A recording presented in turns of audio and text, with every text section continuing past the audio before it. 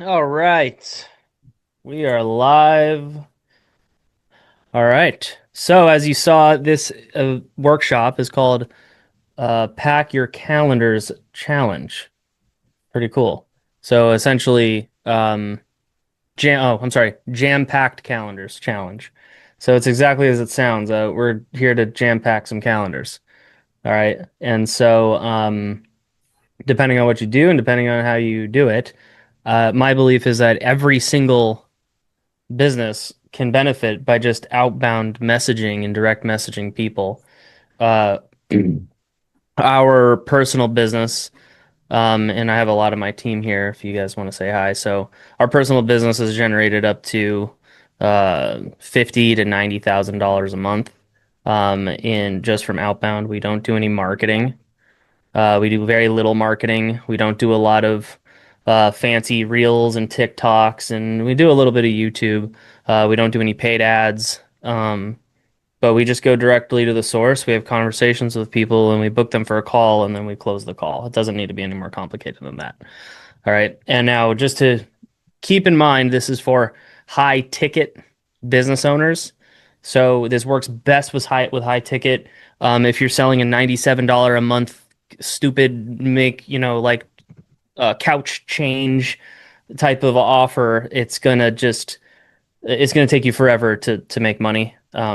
So you gotta this is for anybody who has a high ticket business. All right, and then everybody here, put your cameras on just so I can see your faces.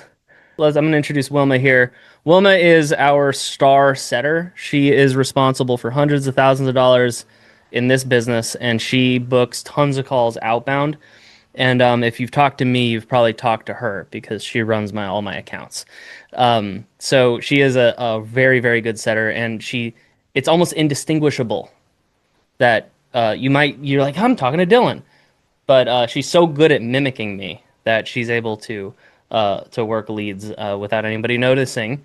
Because you ever have this like you hire a setter or an assistant and they don't sound like you at all, or they start sounding kind of like robotic, right? That we're going to talk about that art form of hiring good setters that do not sound like that.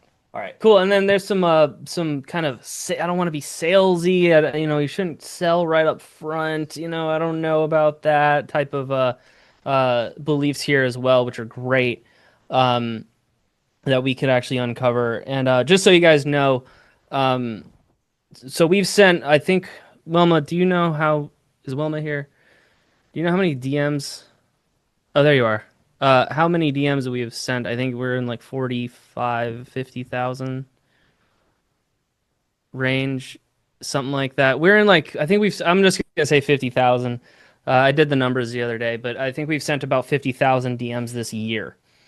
And basically, yes, there's a lot of limiting beliefs you got to plow through, and we did not do it by tiptoeing.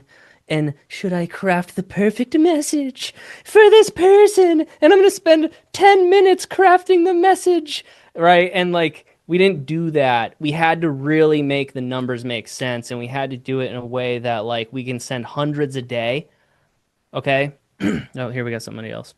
And we had to do it to where we could send hundreds a day without it taking us 50 hours just to send one message, right? And we had to do that also at scale. So we also can't have like so there's a couple of ways of thinking about DMs.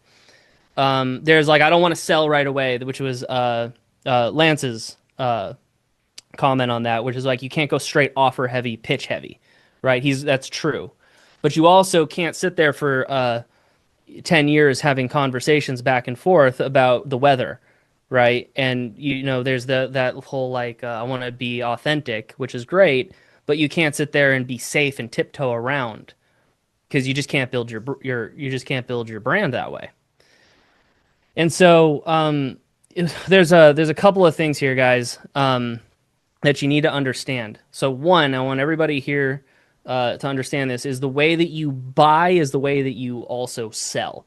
So if you don't like jokes about polar bears, you're going to also not make jokes or be humorous in the DMs, right? If you are angry If you ever get angry that somebody messages you, no offense, Ray, but if you get angry that somebody messages you, uh, well, then you're to that degree, you're going to be afraid to also sell because you think everyone else is going to be angry at you. Because who wants to be angry? Like who wants their prospects to be angry every time they send them a message? Do you guys? No, nobody loves that at all, right? And so if like you got to also understand like here's what I want everybody to do here is if you receive a message online that you don't like, you know what you can do? You scroll past it. You don't have to engage. You don't have to. It's okay. All right. You could also block people. All right. So understand that like the way that like you see the world is the way that you're gonna sell. For us, we had to get over this whole like, well, I don't want people to think that we're spammers. And what if somebody screenshots our polar bear message and makes fun of me?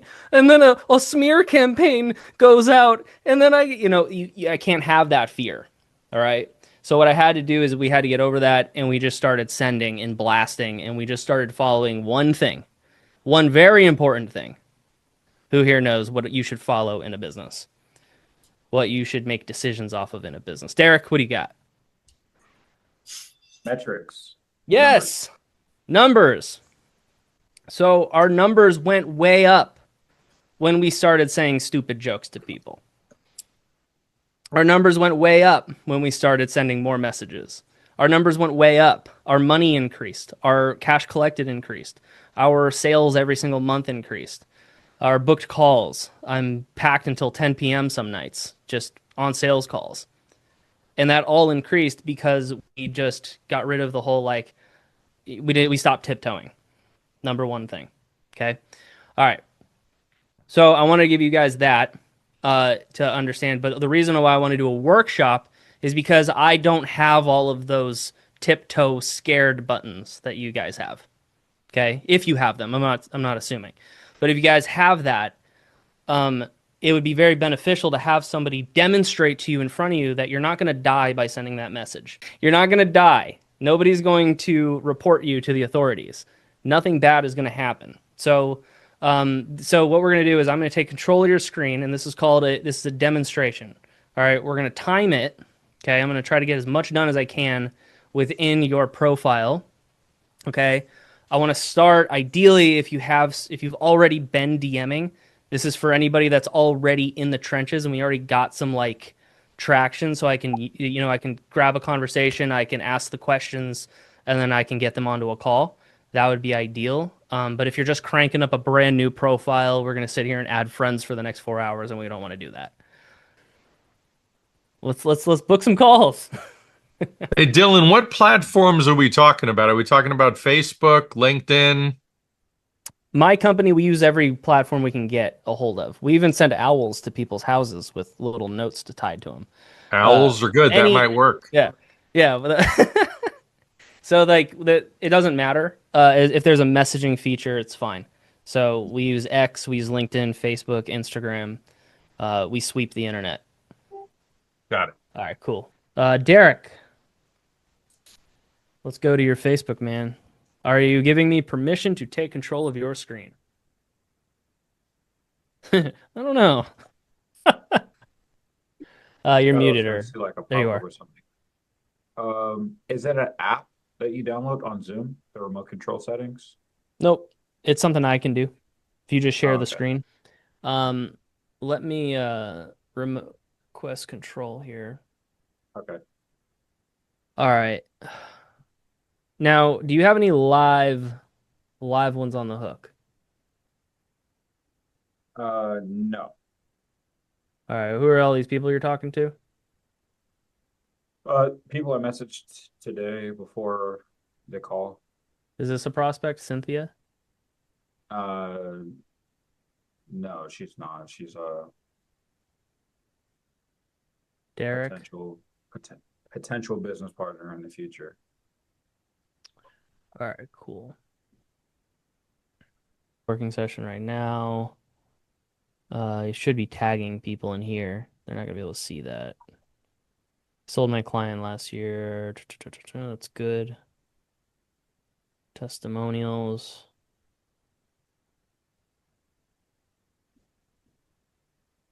All right. So who here has a group that they feel like is dead? Does anyone here have a dead group? Okay.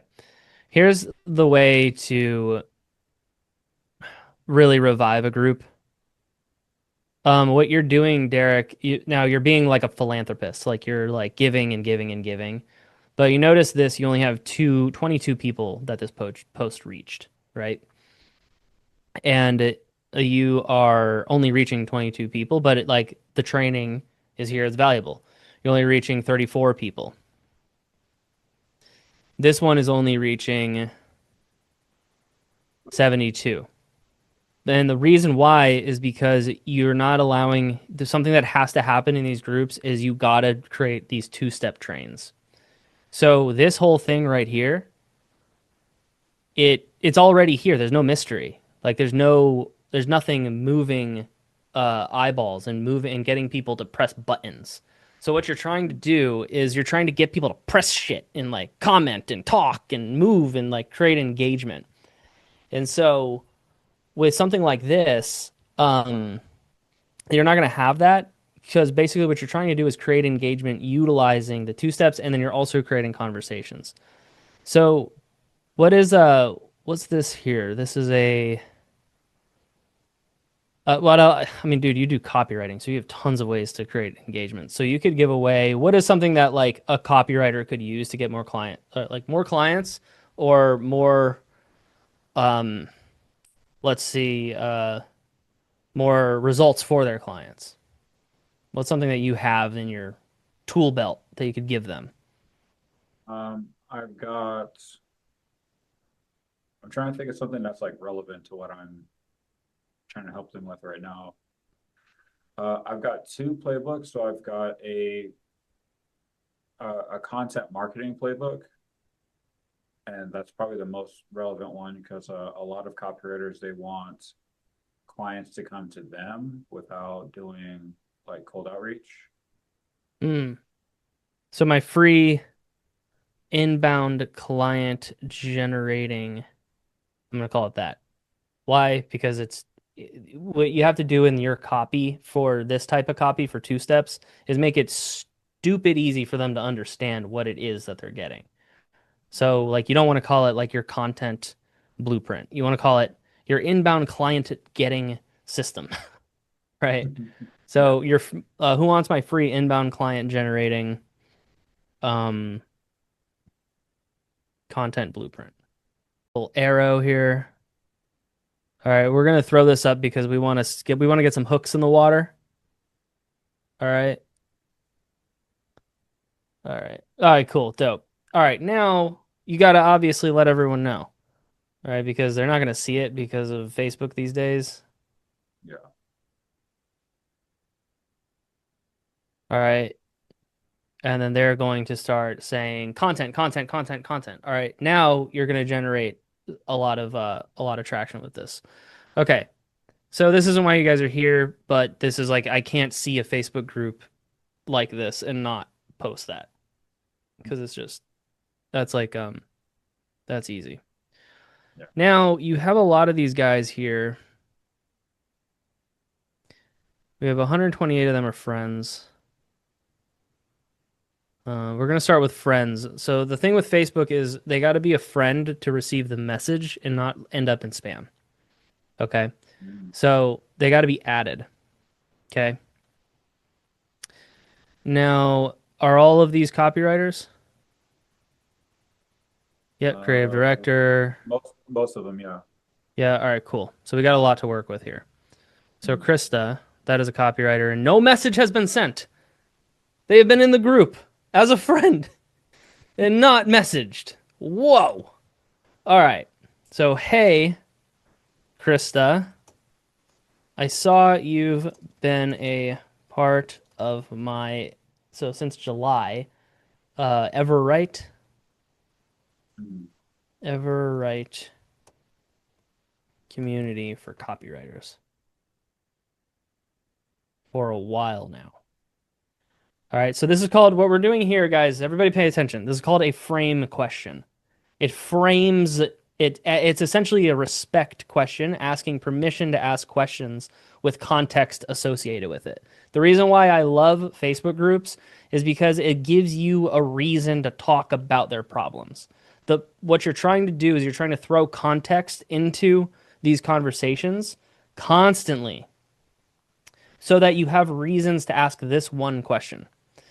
And the better you get at teeing up this question, the more the more conversations about problems you'll have and the less conversations about the weather you'll have. Okay. So basically here's the context is she's been in this group for a while now. I saw you've been a part of my Everwrite community for copywriters. And I write here specifically for copywriters because Everwrite, it doesn't necessarily communicate that. Yeah, it's about writing, but I don't know if it's for copywriters or not. What I would do is actually change the name of this to um, how to get clients for copywriters community, like a very duh type of name, right? Um, I would remove all of the vague, abstract language from anything that you sell. For a while now, I'm working on. So this is true. You're working on revamping this thing, the group,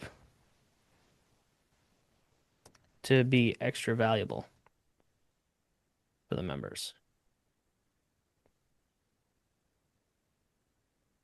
Cool if I ask a few questions to get an idea of what find most useful. Okay. So what is it that Krista would find useful by being asked questions is what we're looking for. So the best way, so here's the thing. You can get information about how to make your group better, but also you can talk to her about her problems. All right, so there's number one. Now we got Cynthia. So I think that's the person you were talking to. We got this Yeah. cat. So let's hover. So what happens when Facebook says it couldn't send? Because that's the issue I started running into today. Oh, you're actually, I thought you were blocked from adding friends. Yeah, they blocked you. Do you have Instagram? I do not. You I have don't? LinkedIn. All right, pull up No. LinkedIn. Yeah. Do you got any on the hook? No. All right, let's look. All right, so first things first, just before we get into this, so your gold mine is going to be that group, but you haven't even like contacted anybody. So best thing you can do is send that frame message to the whole group, Okay. 1,100 people. Cool if I ask you questions. Cool if I ask you questions. Cool if I ask you questions. You'll get 90% will say yes, 10% will say no. I'm not interested or I'm not active in the community. But when they Mhm. say yes, the next question that you tee up is what freaking problems do they have? Mhm. And I can tell you, most copywriters struggle with getting high level clients. Yeah. Okay. Now, if you can get that problem out of them and say, what's your biggest challenge? And they tell you, well, by all means, we're cooking with oil.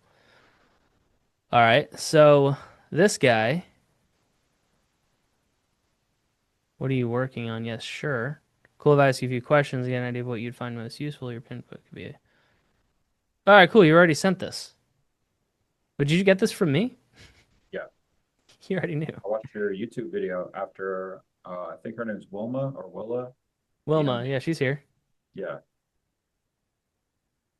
Okay, cool. So $108,000 book launch during a 3 week SaaS launch is pretty good. Okay, so that's what he did. Okay, so what you're doing is you're trying to kind of like, hey, what's up, man? Mhm. How's it going? It's pretty cool. I mostly work with agencies. Yeah, mostly info space. Yeah, Matthew is awesome. So this guy worked with Alan Sultanic. Mhm. All right, cool. You got it, man. Run a few ideas. Cool. And he says, sure. And we left him unread. All right. All right, I next was text thing.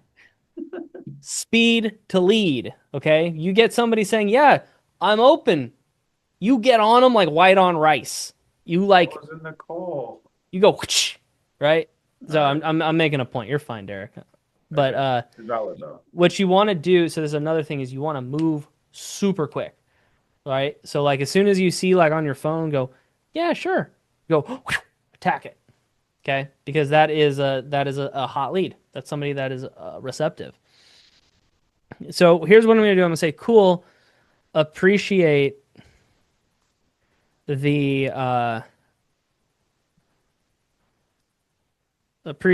openness.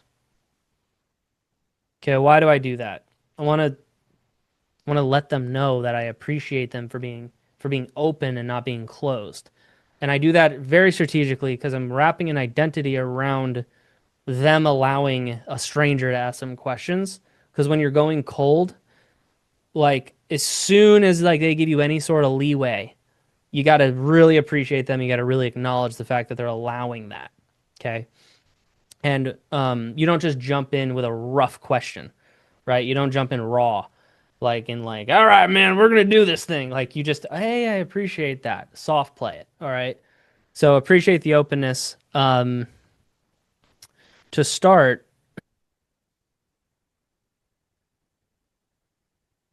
so you also could get copywriting clients with this, not just coaching clients. Okay. So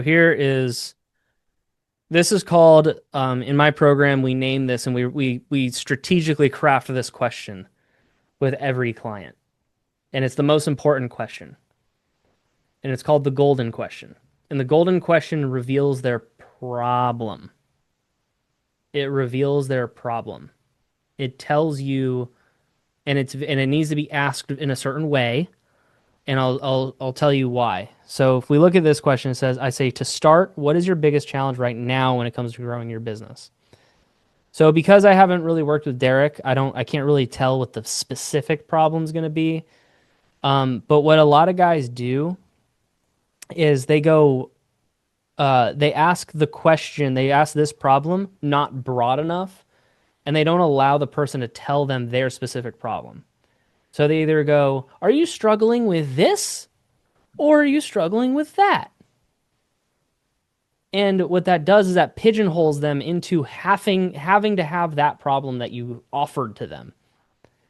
What you want to do is you want to ask the open-ended question on the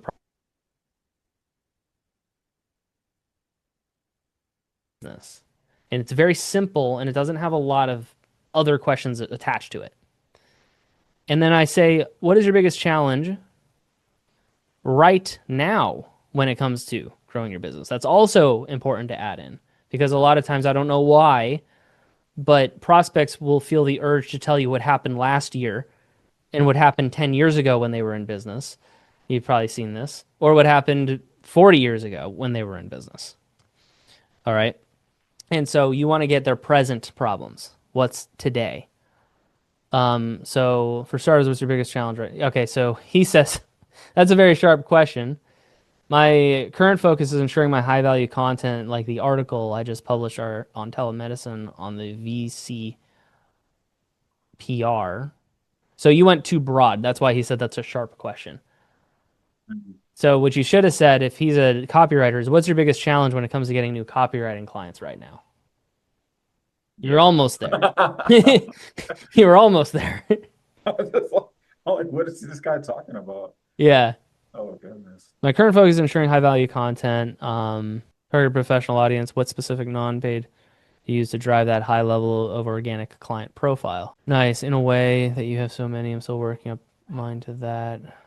This guy's a copywriter, I'm assuming. Yeah, he's a copywriter. He's a All right, prospect. cool. So what he did now is he's showing you an indication of interest, which is good. When they ask you a question like what are your strategies or what do you do, don't take offense to it because they're not always trying to get frame. Mhm. He's not trying to frame you into his thing. What he's trying to do is he's actually, I would say he's interested. And so what Yeah. I do, I don't necessarily directly answer it. You don't want to directly answer the question. Hmm. Because if you would directly answer this question, You just get into a nice Q&A where he asks you questions. So Mhm. first of all, he had a little comment on how sharp your question was. So I'm going to kind of kill him with kindness a little bit. I'm going to say, hey, well, I know, thank you for telling me that. Right. Cool. Thank you for telling me. Simple. Okay. This is important. It's simple, but it's important. The basic communication cycle is acknowledge and then move on to your next statement or question. A lot of times we start messaging people we don't even acknowledge. We don't say, got it. Thank you. I understand. I appreciate you telling me that. We don't even do that. We don't even look at like, hey, my grandma just died and everything's falling apart. We don't say, hey, thank you so much for telling me that sensitive thing.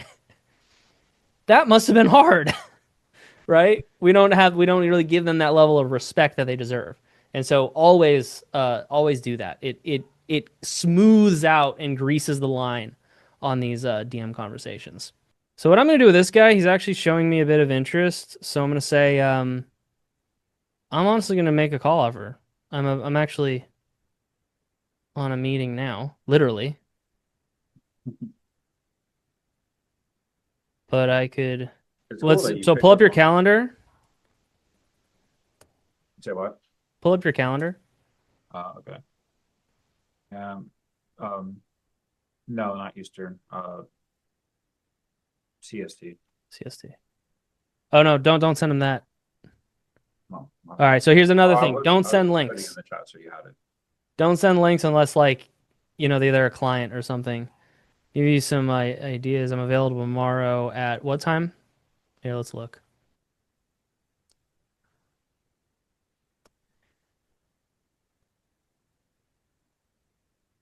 And he's active now. So when he says yes, what we're going to do is we're going to go for getting his email and phone number and plugging that into the link, right?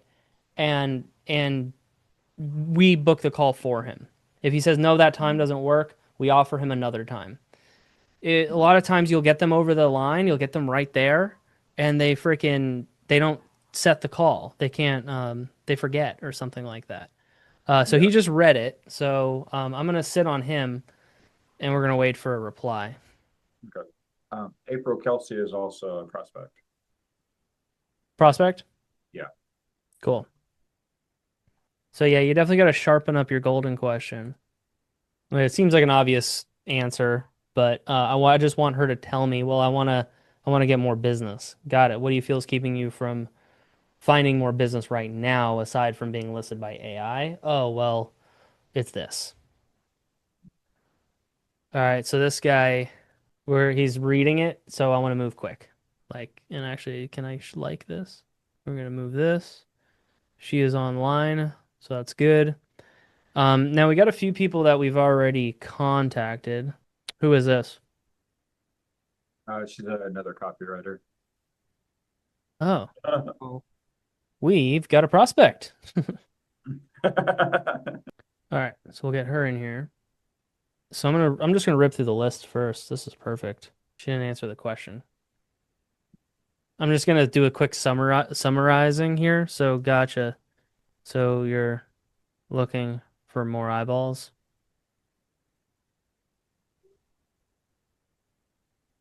I'm gonna say, were you wanting to check out that playbook?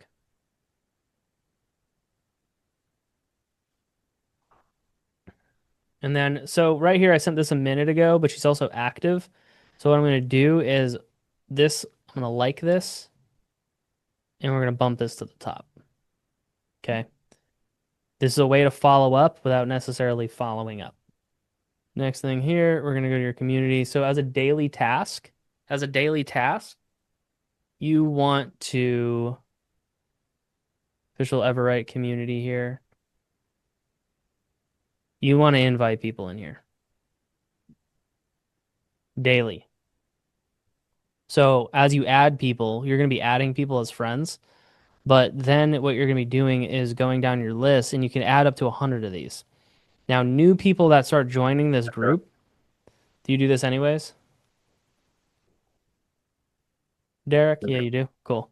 So you guys, everyone here, easiest thing to generate clients right now, set up some rinky-dink Facebook group, doesn't need to be anything crazy, and add people from groups that are in your target market, and then invite them to the group daily.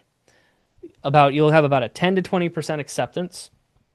Okay, the better the name of the group, the easier, and then you will be able to message them with a much more pointed question as opposed to waiting and talking about the weather. You can just go, "Hey, saw you made it to the group. Let's talk." And it just changes the game. It's you don't need to do so much messaging. And then we got LinkedIn here, so I'm gonna jump back to this. Derek, 11:30 a.m. tomorrow works. Cool. Um, cool, man. Excited to chat. What is the best email to send the invite to? And that's how easy it is to book calls. All right.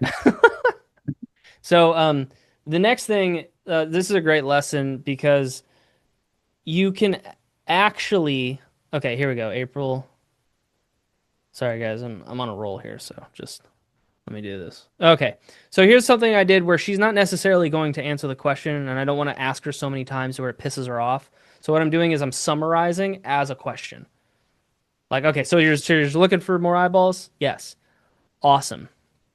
Awesome. I have a few ideas for you if you're open to it. So now here's something that it's very tempting to do, but saying I have a few ideas and saying if you're open and then just leaving that in their universe. That's called the balls in your court method. We don't want to do that. We want to end it with a direct question or direct yes or no question. Okay. And now these are obviously very cold. If you don't have sales experience, I recommend triaging these very quick type of calls. So you would do like a 15-minute, ask them some questions, give them some ideas, give them some values, and then say, "Cool, man. Well, I have some time where I could walk you through this XYZ process," and then you book them in for a live sales call. That's more like 45 minutes. So something like this, super easy. But as you can tell, we don't need that many leads and that much outbound to do this. You could just do this like, do you want some ideas? Like, yeah, they're actively trying to solve a problem. It doesn't need to be any more complicated than that.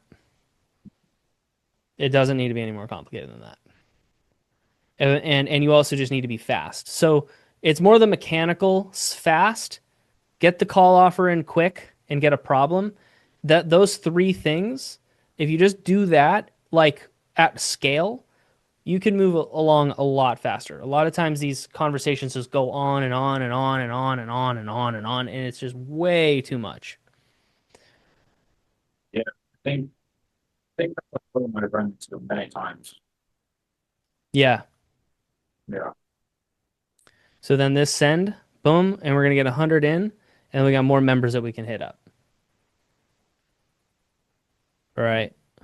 And now also what I'm doing here, and this is why I'm doing this, is I'm demonstrating how little resistance people actually have and how it's actually just in your mind that they're resisting call offers and sales calls and saying yes to shit. Like there's such low sales resistance and such high trust in the marketplace that it's not even funny. People trust so willingly that you literally think some guru probably told you that there's like no trust in the market, man. The trust is down to zero, bro. And so what's happening is you're taking that information and it's dictating how you operate in sales. I believe anyone can give me money anywhere, anytime, and they're all waiting to spend it. Everyone here has gotten a paycheck and like went to the shopping mall the next day to go spend it. Everyone here has done that. I know it. All right, so we're getting this guy's shit. Let's book him in. Where is he? Cool. All right, book him in, man.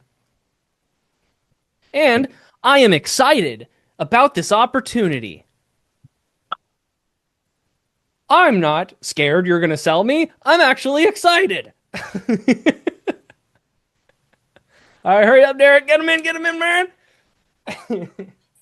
All right, so we got this guy in. Is he booked, Derek? Yep. Yep, cool.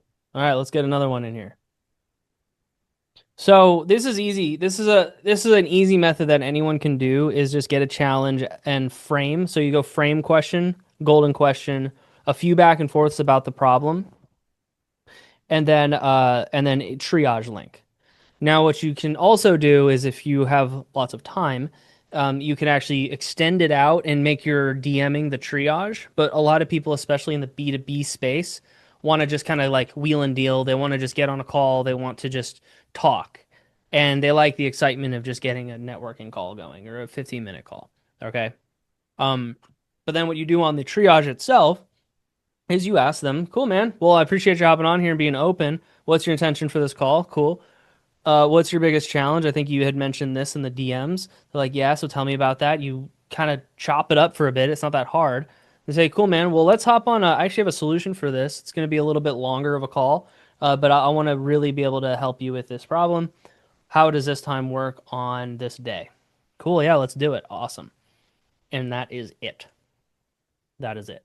So, okay, so you sent your invites and you're dropping two steps. And I'm just gonna give you coaching if you're open to it. Just changing the name. Just make it like how to get premium copywriting clients community. Very simple. Anything you guys do, what you wanted, anything that you give away, workshops you do. What's the name of this workshop? It's jam-packed calendars. Is it hard? Is it easy to mistake this is about? No way. This is very easy. It's jam-packed calendars. I want that. Cool. It's the jam-packed calendars workshop. If you have a group, call it ours is called the Chat Selling Secrets group. I teach you chat selling. This one's called Everwrite. I don't know what that is. I don't know if it's an app or a software. I don't know what it means. So the best thing you could do for this, dude, is just how to get premium, the high paying, big dog copywriting clients, bro. Like something like that. Just very easy to understand. All right, we got April. Cool. Appreciate your openness. I think we've already said this enough, so cool. I'm actually hopping into a meeting where with my mentor who's gonna book you in for a call, but I'm just kidding. All right, pull up your calendar.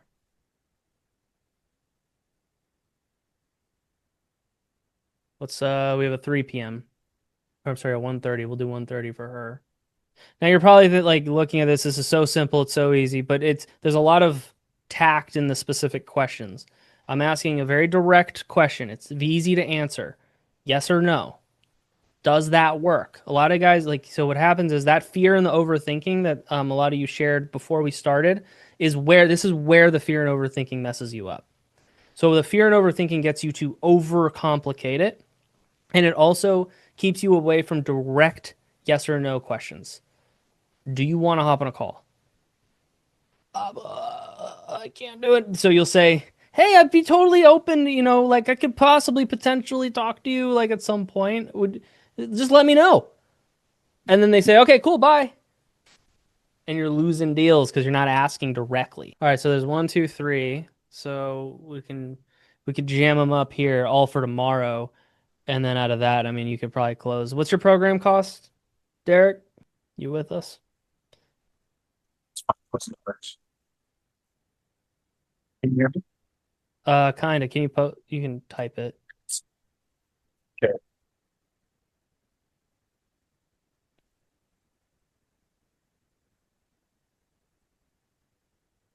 Thursday at 12.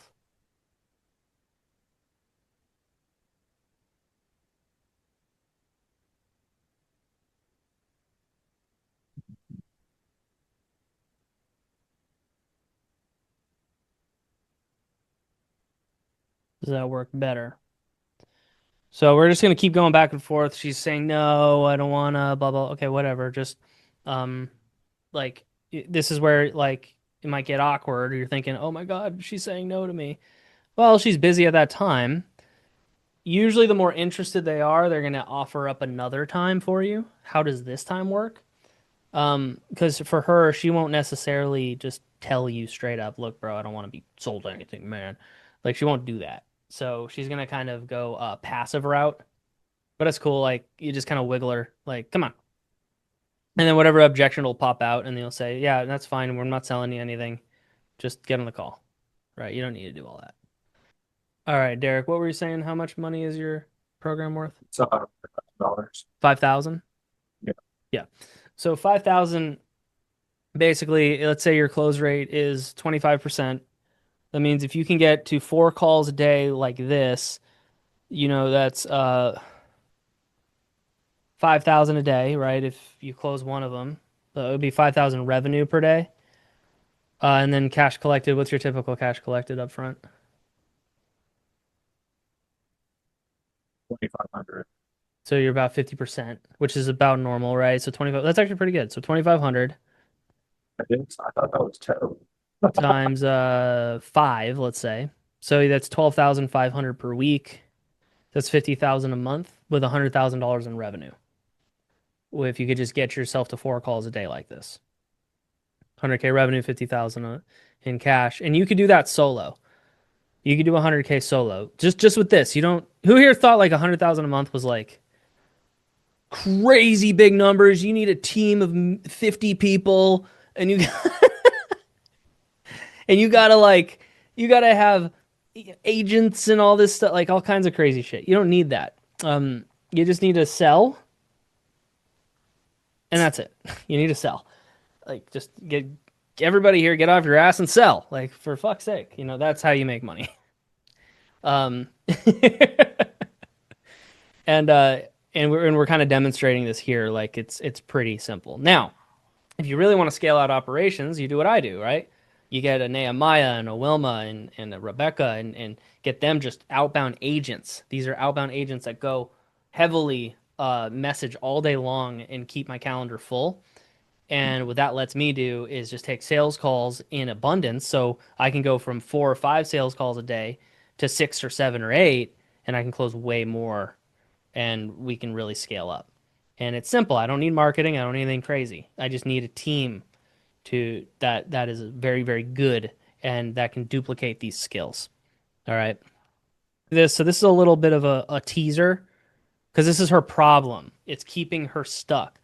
So I'm also excited. This process is like a procrastination destroyer.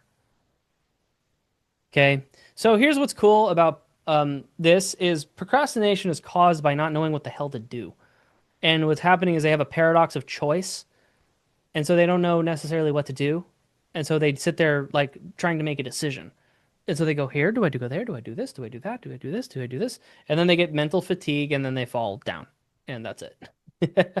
All right. So there's that. We've got LinkedIn. Who is this? For sure. By the way, while we're here, that sounds good. Cool. Best email. All right, there's number 2, and we'll get number 3 here in a second. So this is about 100% booking rate, if all of them book. So we're all told, oh, what's your response rate like? Oh yeah, it's 2%. I'm trying to get it to 3%. What's your booking rate? Oh, it's like a 3% to 4%. No, just talk to them, have the right process, you'll book 100% of them. It's really insane to me though, how easy it is for you to book these calls. It is quite insane. And this is how you grow businesses. You get good at this skill. This is the skill. Because then you get calls. These are trackable metrics. And then you got to get good at teaching it to others, right? So guys, while we're here and while I have everybody here, if you want me, basically my offer is I go in here and do this for you, like one-on-one, and then I do this for your teams. All right. And basically what I've done is built out what I call outbound agents. Outbound agents are people who use their own profile and they go and they communicate with the market and they put them on your call on your calendar just like this. And basically, I take little mini me's that know how to do this. They plug them into your business and they fill your calendar five, six, seven sales calls a day. All right. And with outbound, we're running up on about 100,000 a month run rate um, with just cold Facebook and Instagram DMs. Okay, and we have a this has brought us we have basically almost an 80% show rate and a 65% close rate. Um, what else? What else are our numbers? I think we got a 30% booking rate this month. All right, and I don't touch the DMs. I just have the process, and the process really makes or breaks it. And then also hiring the right people. All right, so what I'll do is I'll leave a little link in here if you guys want to do a quick strategy call with me. It's pretty chill. It's not like I'm not a very gung ho, aggressive, push you to buy type of guy. I'm more of like let's fix your problem together type of guy. So if you want to book in with me, um, we're booked out for another week and a half, so you might have to get on with me next week. So I would take the call now because we are essentially we're practicing what we preach. So finding a time might be a little difficult. All right, so there's a calendar link in here. So if you want to grab a time here. All right, so what I'm going to do is I'm going to like this. Oh, hold on, Derek. Let's get her on the calendar real quick. All right, go ahead. Sorry. Now we got Kevin. Follow up here. We got Jay on the calendar, and she's just said yes. So let's get her in here.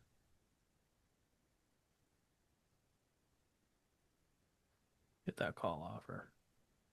Now there is a little bit of a ridge, like kind of a resistance that you kind of got to push past, but you'll notice like I'm just kind of pushing like here, look at my camera, guys. Like this is how I'm pushing people. I'm not like here's what happens is you don't have calibration when you're selling, right? And what most people do is they push them like this, they force them. What you want is you want a little bit of like an easy nudge and but like there's like a kind of a consistent pressure. It's not a forceful pressure.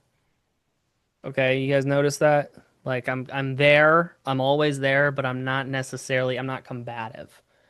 Okay? If they say no, I say, "Hey, yeah, no big deal. Cool." And I just move them, keep moving them, keep pushing on them. If they say no, I don't but I also don't do this. I don't say they don't go, "No, I'm not available that time." Say, "Okay, cool. We'll hit me back later." And then run away. And I don't book the call. All right? So I keep a nice consistent push slowly but surely on that prospect. Okay, that's what I'm doing. All right, we can open up some questions. So we'll do some Q&A. Questions.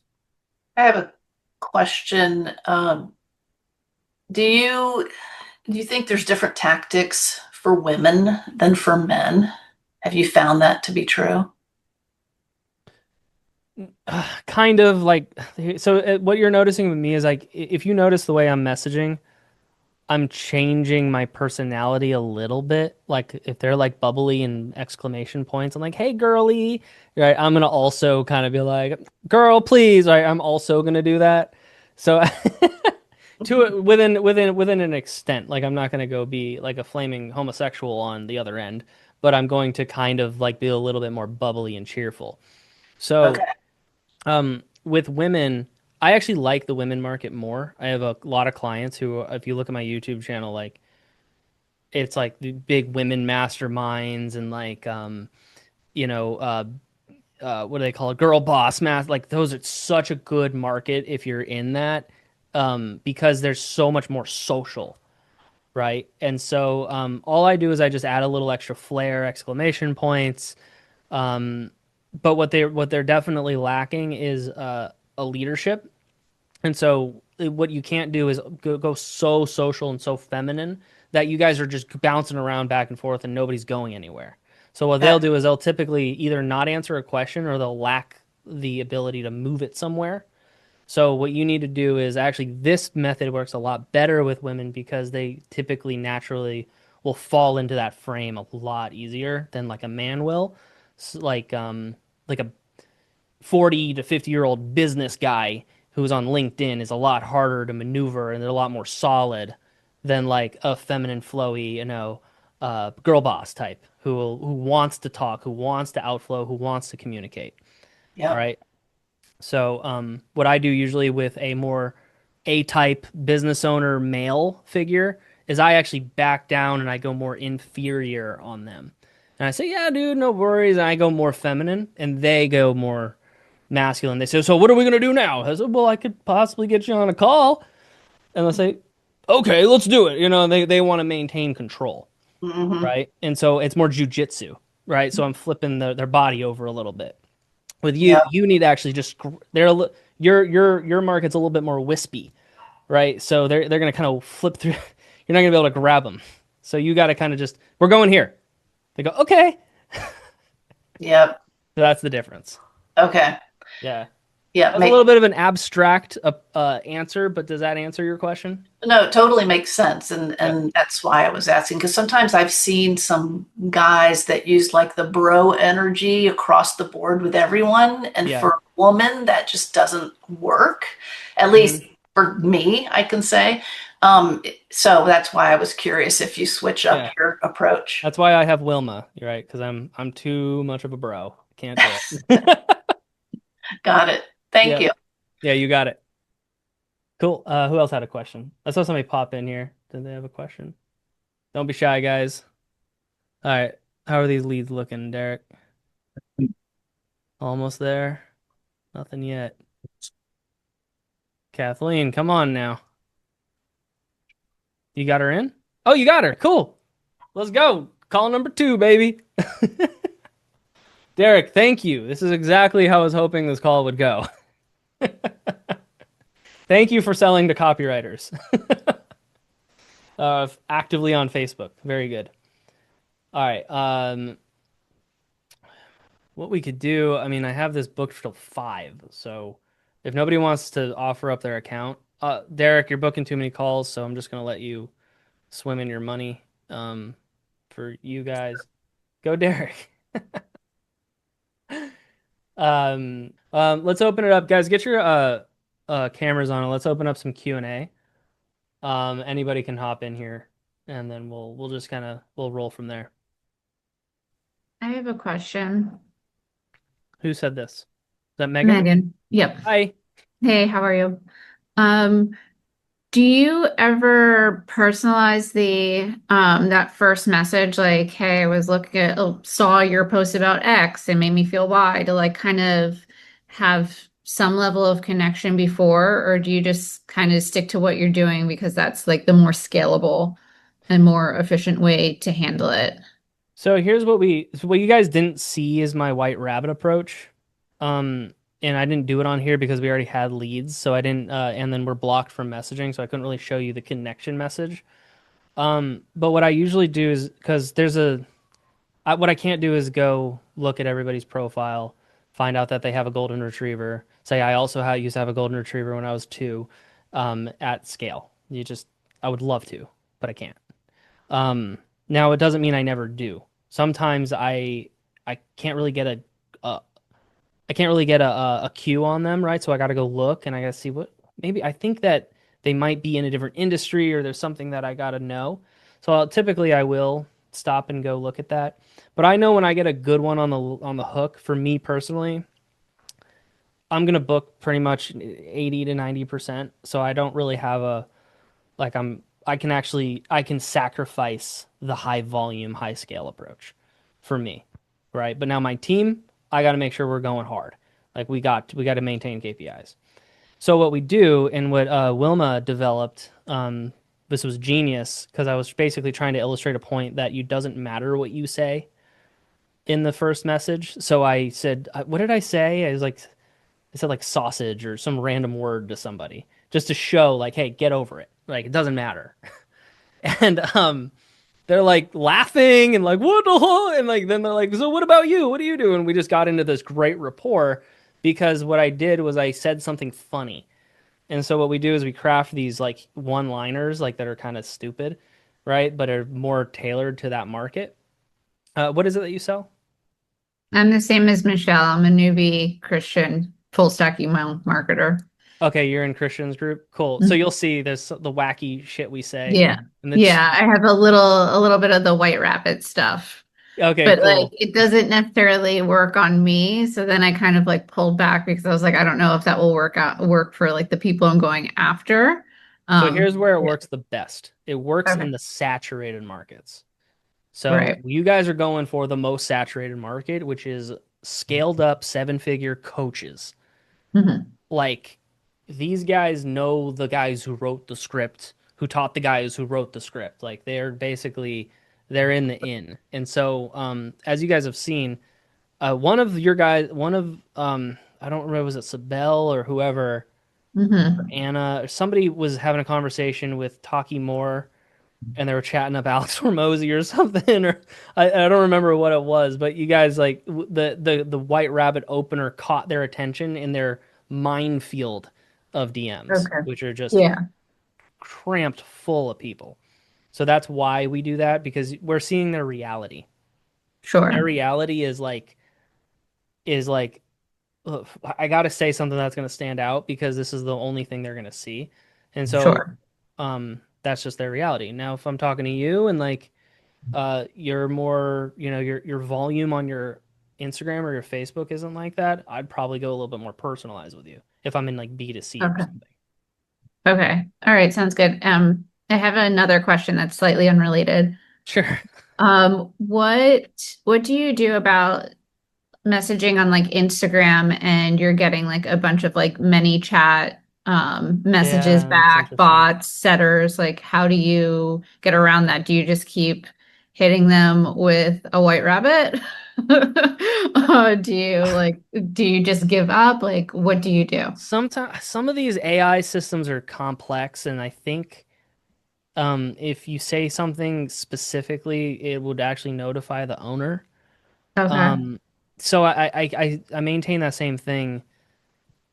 But a lot of these guys put AI systems in their DMs, but they're not necessarily working a lot of volume for it to even be relevant. So Okay. it's it's kind of stupid. So you still just like hit them up and say something Yeah. that is like a white rabbit opener. But Wilma, I think you've been dealing with this. Wilma and Nehemiah, have you found a way around that? Or I've seen you being like, "Hey, is this an AI?" And they go, "Yeah, it's an AI." And like, "Yo, what's up?" Like, I don't know. You guys have done some shit. Mhm. It was actually kind of funny. So basically, I keep it very, very playful from my end. Uh, so if somebody asks whether this is an AI, I'll just deliberately make some spelling mistake or something, and I'll say that uh, AI is not that smart yet, something like that. So I Yeah. always deflect if somebody's saying something like, are you here to sell me or something, I'll just say, sell. What is the meaning of sell? Something very stupid and goofy. Like, Hmm. if somebody says, what are you trying to pitch me? I'll say, pitch, what's that? Something Mm. like that. It makes them laugh. And then, they don't really come up with too many objections. I don't get too many objections because I'm very playful and very creative in the DMs. Yep, it's the combativeness and the seriousness that makes it turn into something. But Okay. typically, if you're getting something you don't want, or like an AI bot telling you something, um, typically I turn it into a big joke, right? So, Mhm. something that I do like with clients, like they're DMing and we have like a little AI generator, I'll generate, hey, what's a good white rabbit joke to say back to this? Because if it Mhm. comes up a lot, you could use some sort of like humor that diffuses the anger that the person has or whatever Cool. thing they have. So make a robot joke. Sure. Awesome. Thank you. Yep, you got it. Oh, there he is, Brian. We were looking for you. Yeah, man, I had a sales call, man. I had to hop on, man. Did you close him? It's a setup. I will be, yeah, they'll be moving Oh, forward okay, with it. cool. So Nice. So we just booked, I think we're on 3 calls for Derek. what? So Yeah, so you What? missed out. We Oh were calling shit. on you to help you out. Oh Uh, no. It's badass. yeah, so do you want to share your screen and Oh heck yeah, get some man. help? I got a ton of you don't hate me when you see this. But yeah. Can you do LinkedIn, You're you in said? insurance, right? I help insurance agents, Agents? right? Life What do you insurance help them agents. with? So a ton of things now, but a lot of don't laugh at me, follow up, but more so like AI based outreach, lead generation. Uh we're doing a lot of like AI calling and stuff like that now, so Okay, yes. cool. That's actually pretty cool. All right, I like that. So you're if you were selling insurance, I don't know how I'd be able to do it. I don't outbound DMing for insurance. I've never. Is that what you guys did for when you did insurance? Uh, so for a while we did help or try to do that for insurance agents, but like the outbound is a little bit difficult. I really haven't jumped into that, but finding insurance agents is where I would do like a lot of the outbound in the beginning, right? Yeah, Now we're doing just so anytime we're bringing in agents that we help them with like paid advertisement and being able to reach out to them, right? Just because it hasn't been a very scalable solution for me. Say, for instance, if I was a cool person like yourself, I might be able to come up with some sort of course or training for that specifically, and I yeah. could, definitely market to those people. I Dude, don't I just have had that an problem. idea for a white rabbit opener. Hmm. Like, yo, it's Jake. It's Jake who? Jake from Just State tell Farm. That's hilarious. Yo, it's Jake. You know the one with the red shirt. That's I funny. say, what, Jake who? That's funny. Or nationwide, like something funny like that, because these slogans are in their head. But yeah, let's give it a try. Yeah. So now one of the things is I primarily help independent agents so they're not like big companies like State Farm and things like that, but Yeah, they will probably, get the gist of it. yeah, yeah. So it's something so that's the white rabbit method, guys. It's custom tailored to the audience, and so it's a uh, it's a way to contact somebody that's funny in a way that they would get. So you are basically immediately established, and you say, "Hey, I speak your language." Right? It's like going to a sushi restaurant and they give you the sushi and you say, "Arigato," right? And that it's like I get it. And they're like, "Oh, I like him better now because he speaks Japanese." Right? Gotcha. So, all right, show me what you got. Yeah, so and just to kind of give you some pre-text, basically I have a an automation going on here that reaches out to That's fine. clients, and it's more so like an introductory hey, how you doing? I'm in the same space, that type of thing. Can you see my screen? Perfect. Yeah, sweet. All right. Request mode control, and let's get into it. Oh, dude, we're gonna book so many calls. Shit. Let me All right, so these are all on your share. unread. Oh yeah, you gotta give me that. There you go. Da, da. And I saw you typing, man. You still do that? Yeah, Yeah? Why? I'm a control freak. Yeah. Do you have you used like Whisper? Mm-mm. All right, let me show you this really, really quickly because this might bring you value for. So I don't type anymore. My team doesn't type anymore. There's like Whisper, WISPR, um, dot. I'll send it in a group here. But basically, what I do when I want to talk, even when I skip over my words and stutter and things like Mm. that, I would do like this, and I would talk on anything, and it will say exactly what I said. And I noticed that is a lot fat because I'm a slow typer, right? Damn, So that's yeah. pretty cool. So let me give you that I'll put that in there if that helps anybody. And I'd imagine, especially with you guys doing the work that you guys are doing, Yeah, might be that's really pretty sick. awesome. Yeah, give me a second here. How do I move this out of the way? Where was that? I thought you were talking about automating the outreach or automating the messaging, but you're saying you literally talk to it. Yeah, man, I don't type anymore, man. I almost forgot how to type the other day. And then I actually moved to an iPhone because of they Yeah, I have know the my camera switched angles. My camera just died. So sweet. So I will put all this good. in the chat here. Anybody who wants to utilize that. I'm so bad when it comes to navigating. So I Sweet, keep on dude. saying Thank you. that. Like, yeah. All right. So, yeah. All right. Cool. So are you able to do it now? To Pretty look. request. Yep. Awesome. So I probably got a ton of stuff in there. It's pretty bad. Since But July. I haven't done a lot of, yeah, it's pretty bad. I'm embarrassed by it. Embarrassed by it, my brother. Damn, man. You are you better not have any money problems, man, because this is you're sitting on a big pile of it.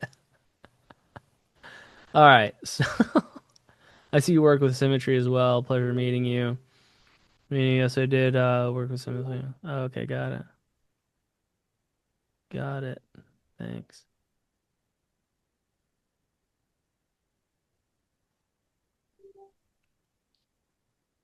So again, this is the whole matching. So if she uses a little exclamation point, I'll say the same thing.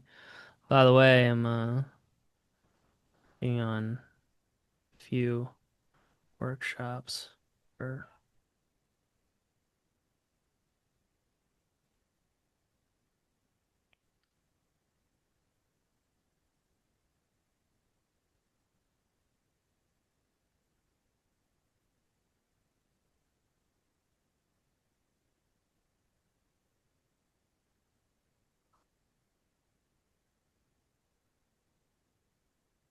all right. So market research frame, and we'll go.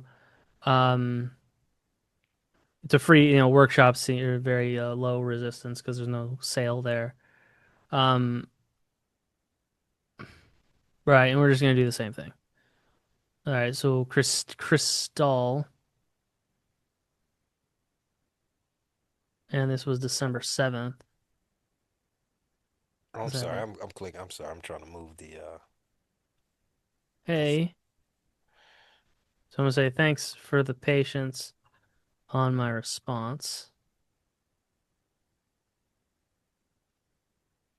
Okay. We're gonna get to Brian, or I'm sorry, Philip. Pleasure meeting you as well. I'm gonna say likewise. So we're just gonna change this up, and we're just gonna get back, and we're gonna hit them all with frame questions, and then just start getting numbers. All right. So, and are you focused on? All right, cool, man. All right, same thing.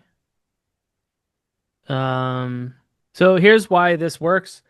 People like you can tell this guy's a little agitated with the both dot dot dot dot dot, and so people get agitated with indirectness. So contrary to popular belief is that if you just start selling people, they're going to hate you. No, they hate you when you're just tiptoeing around it, and that's why it's so hard to tell you like what is actually the problem and why they're upset is because they're so annoyed with the indirectness, and what they're doing is they're essentially criticizing your intentions. That's why you get sales resistance and mad people. It's not because you are being too salesy, it's because you are being too indirect. And so what you're doing is you're actually pulling back and pulling back and pulling back and pulling back towards the more indirect dancing around the issue here. Just say, look, I'm working on some shit. Cool if I ask you questions. And just ask straight off the bat and don't ask them about the weather all day. They don't care. All right. So we got Nikita. So hey, so this is November. Thanks for the patience on my reply. All right, same thing. All right, we got thanks so much for reaching out. I actually just accepted a job offer last week. Um, wow, congrats. Cool. If I ask a few questions that might be able to share some insight. So now this is good. Now we have like a high volume, a guy that's actually been like messaging consistently. So like I can actually start showing you like the level of speed and like aggression that is required for like a high volume of messages. So this is great. Sweet. All right, so we got a sponsored message. Ryan, right now is not the time. Um, Yeah, and these are like a lot of the messages are automated until they respond, right? So you can a little bit more context if you scroll.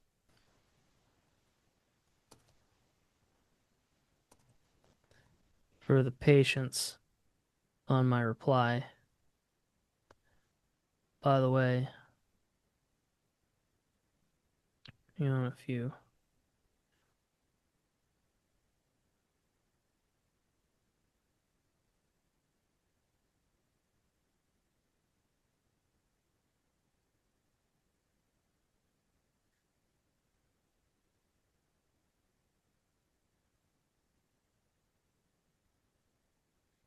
All right. Boom. We got Raven. Yes, I took a break, but now I'm back. Awesome. Welcome back.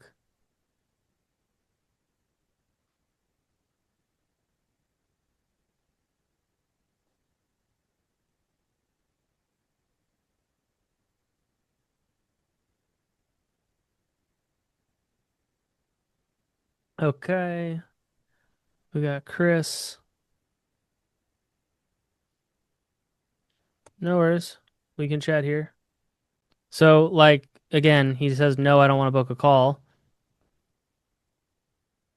And you don't just give up, just keep going. A little bit of Gotcha. persistence. All right. Oh man, I have a girlfriend if I thought like you. Yeah, you just don't end the conversation. More questions. So I'm just That's funny. curious. Um, That's funny.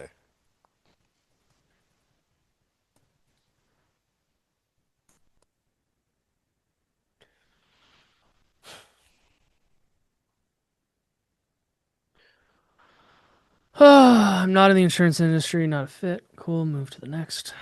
Sorry, I just got back with you, Brian. I actually paused my work with Symmetry about a year ago. I was with Sarah. I do hope I can jump back in. Cool, man. Mind if I? He wants to jump in, so we could just use that as the context about that. Might have some insights.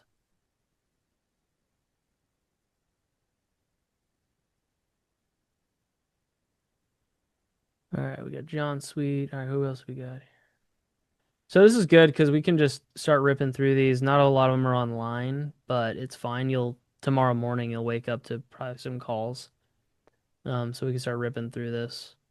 Um, um, ah. So are you an inactive agent? I know a That's personal funny. trainer. That's funny. All right, so these are like little kind of cheeky jokes you can throw out, right? That kind of just show that you're not a fucking robot. Nice to meet you as well. So this is a good message that you're doing here. Little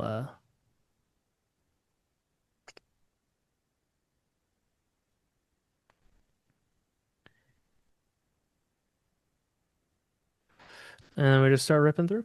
Keep going.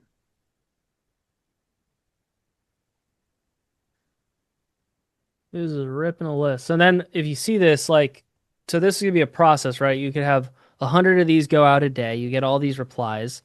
Then you just hit them all with the frame question. You just go back through. Then you ask them what their problem is, and then you just move them all to a call. That's 5 calls a day.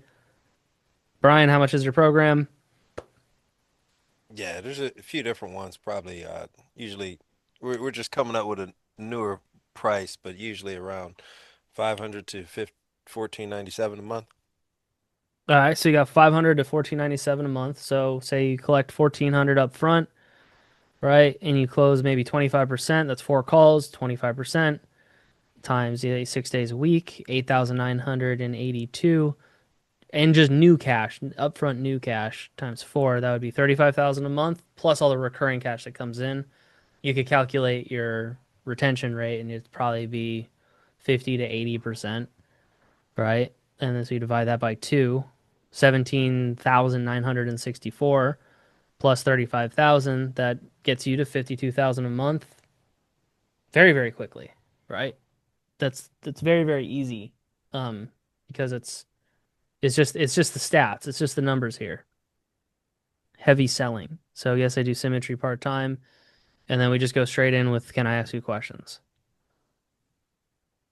Right? And that's just when we could just say, okay, gotcha, that works. Go to the next one.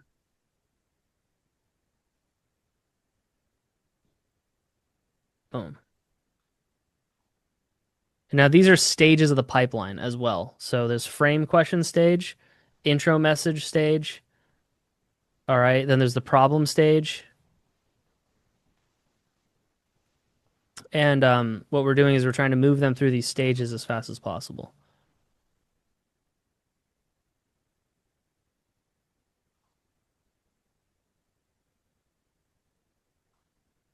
All right, you also on Facebook?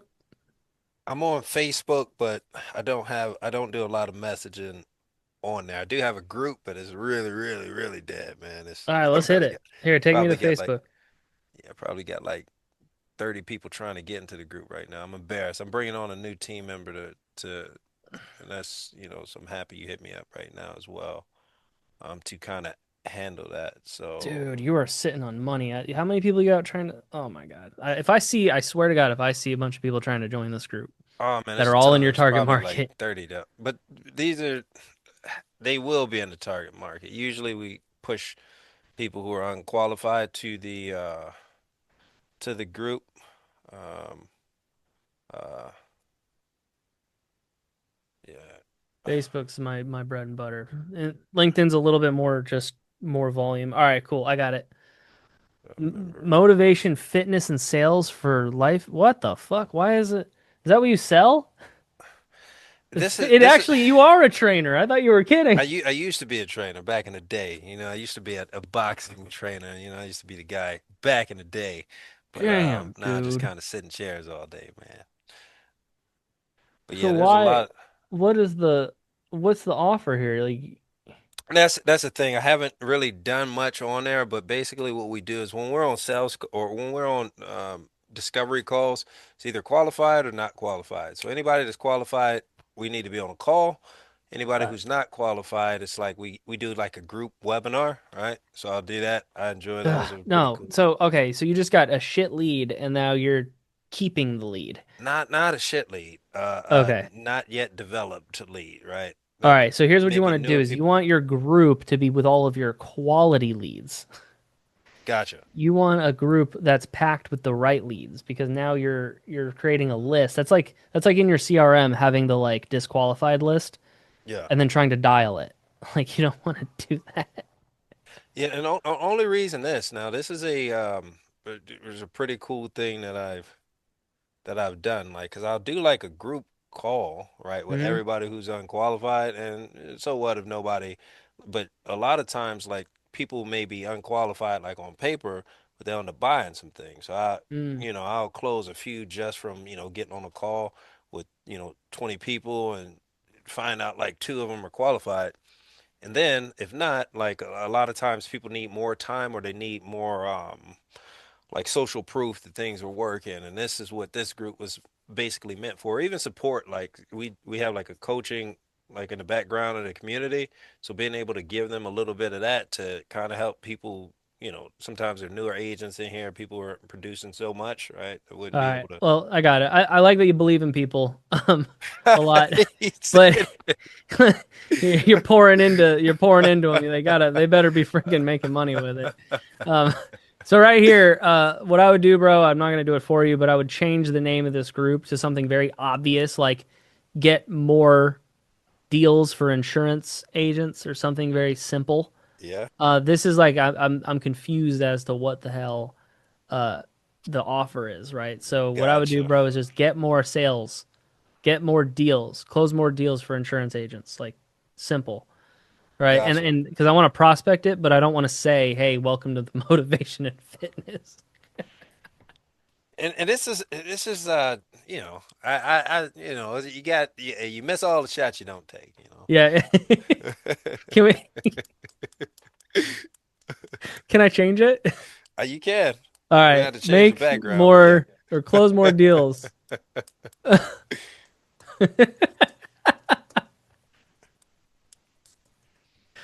All right, cool. Like way easier to tell what the hell it is that um Sweet.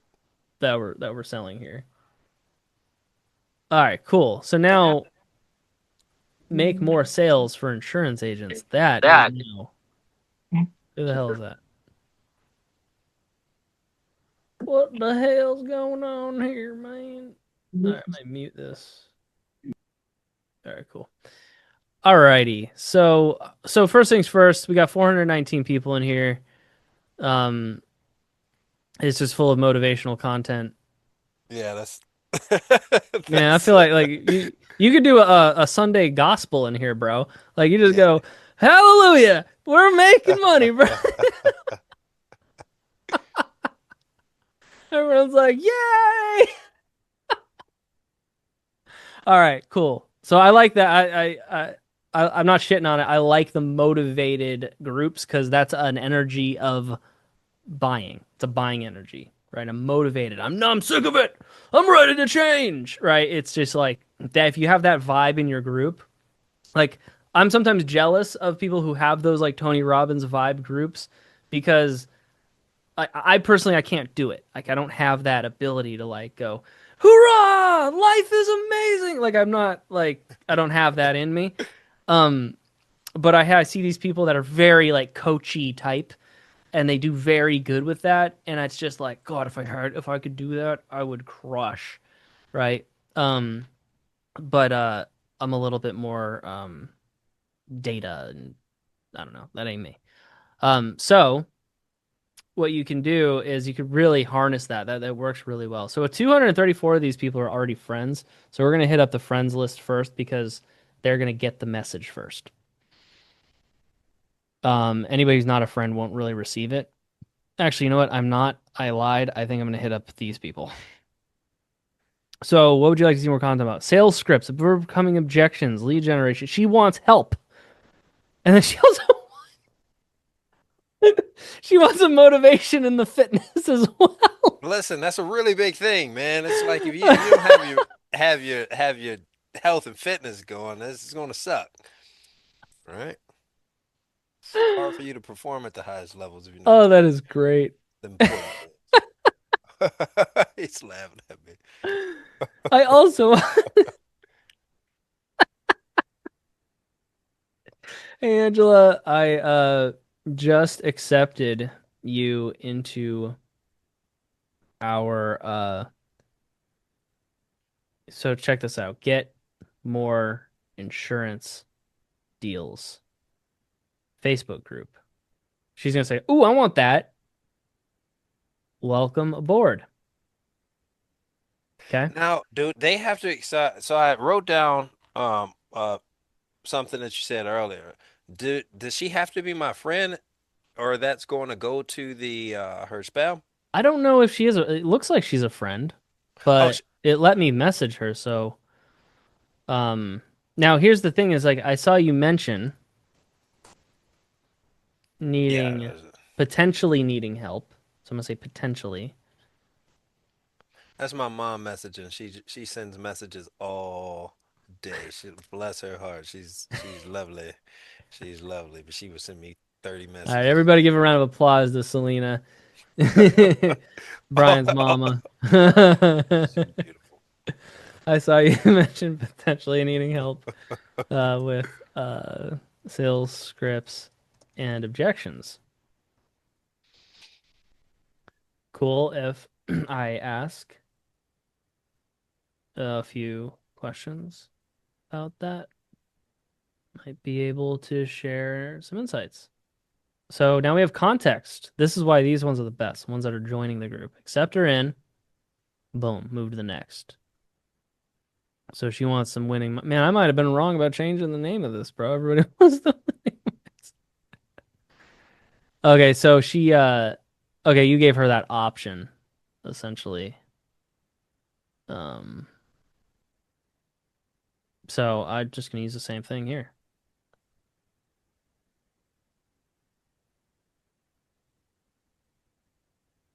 All right. Hey, Jen.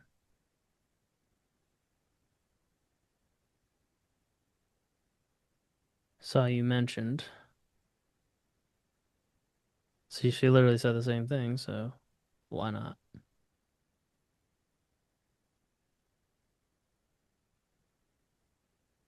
Paste. All right. So now we're going right in with the permission to ask questions, so we don't waste any time. Now let's double check LinkedIn. Anybody hit us back?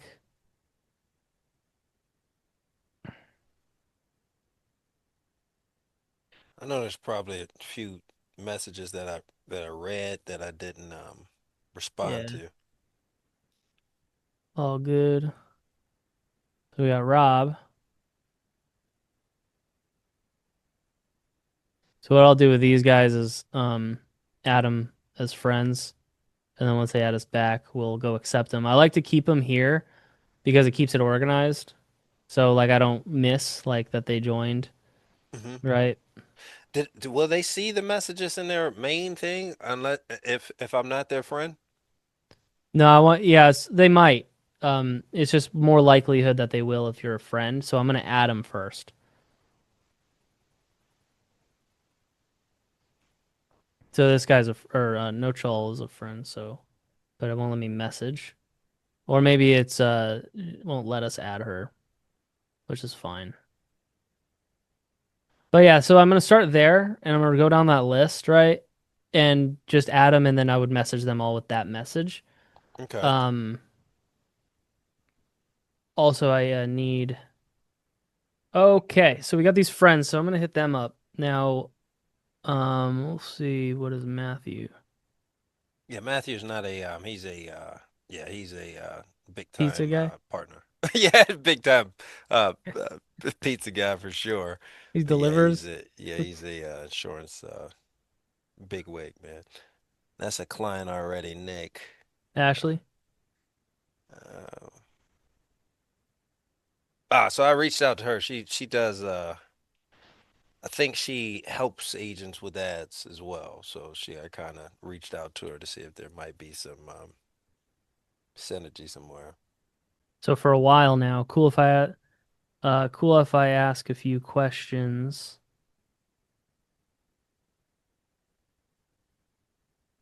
So I'm gonna say I'm working on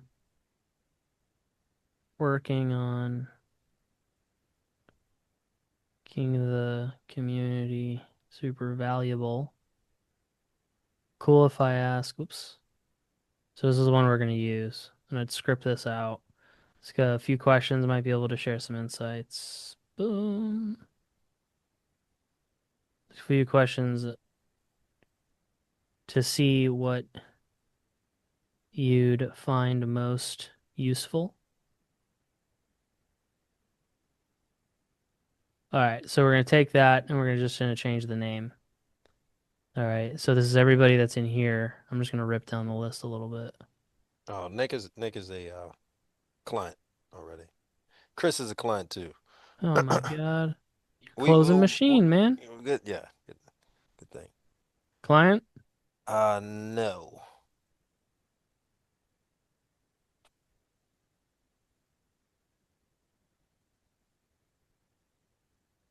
Yeah, I love the name of this group now. Like sending that, literally calling it close more deals for M- insurance agents. Makes sense. Just Makes like sense. seeing that in your inbox, you're like, I need that. And I love like widespread problems that like everybody has. Like it just makes it so easy. Like that type of offer. Um, so we'll go Sarah.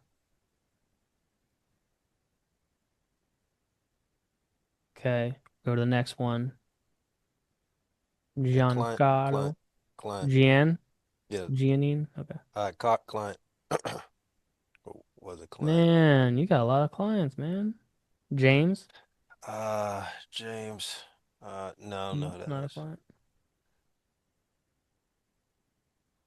And you'll notice the response rate on here is way better. So we're gonna add this guy. Already friends. Wow.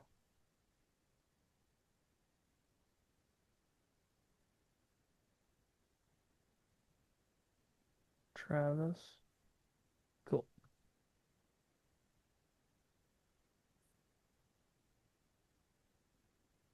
I think some of these people I had like a team member reach out to some of them for like maybe like a month ago to just see if we can, re-engage them and maybe offer some sort of lead magnet to bring up or broach the Yeah. conversation. It didn't work very well.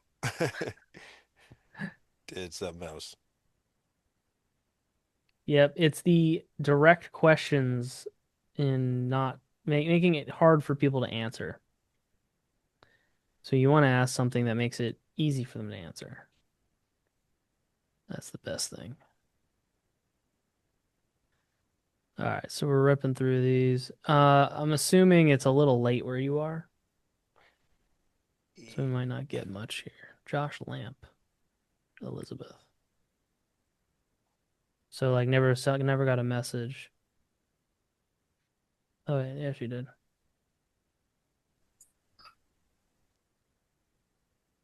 Because so here's why like saying, "Hey, do you want access to this thing that's free?" doesn't work because it's assuming that she has that problem. Just asking her a simple like question like what problem do you have would work a lot better because it allows her to talk. It allows her to outflow what it is. And then Mm, if she can talk, because most people walk around with problems in their mind that they're begging to talk to other people about. And so what a lot of salespeople are doing is they're pushing people in their head and making people want things that they don't want. mm, And just let people talk. Let people bitch and moan and complain. There's no shortage of it. Like there's no shortage of people complaining about life. So So we'll just do this. We'll hit up Jalen, do the same thing. And I'm wondering, do we need to add them as friends? I mean, These guys are all added. This is why I'm okay. hitting up the friends first. Gotcha, gotcha, gotcha, Yep. That's why we're hitting them first, because they're going to be the ones that respond the fastest. gotcha. Man, I'm professional, bro. I know, I know.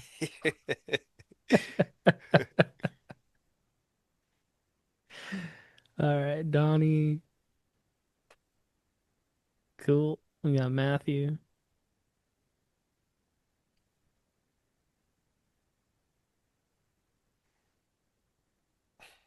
Oh, look at this guy up. All right, so this is a lot. I'd like to get some live ones on the hook. We don't really have any live ones, but but this is literally all I would do. So I do that, and I'd go LinkedIn outbound. And what is this? Okay, yeah, and I do this same thing, and I would just ask all these people if you had asked them questions at scale. What it looks like is 100 of these a day, and Hmm. you get 20 conversations out of that. Out of that, you get five booked calls. Out of the five booked calls, you get four to show. Then you get one sale a day, and you do that until you are at the level of income that you want. That is it. I'm All right, super guys, cute. we are running up on time. I'm gonna leave the end 30 minutes for a Q&A because I'm exhausted. Thank you. Yeah, you got it, man. All right, hit me with your questions, guys. While you're thinking, I'm gonna eat.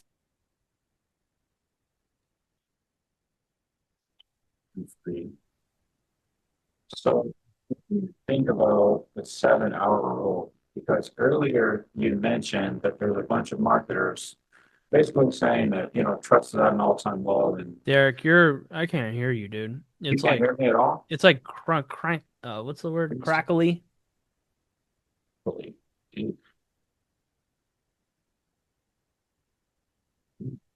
Um,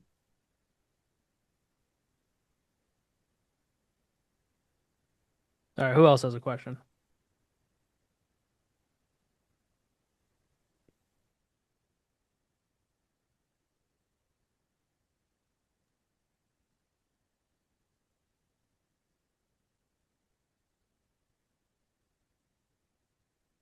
I'm super curious about the, how to get higher contact ratios. I will do it and I will make sure we're devoting time to it and everything like that, but ours have been really, really, really low.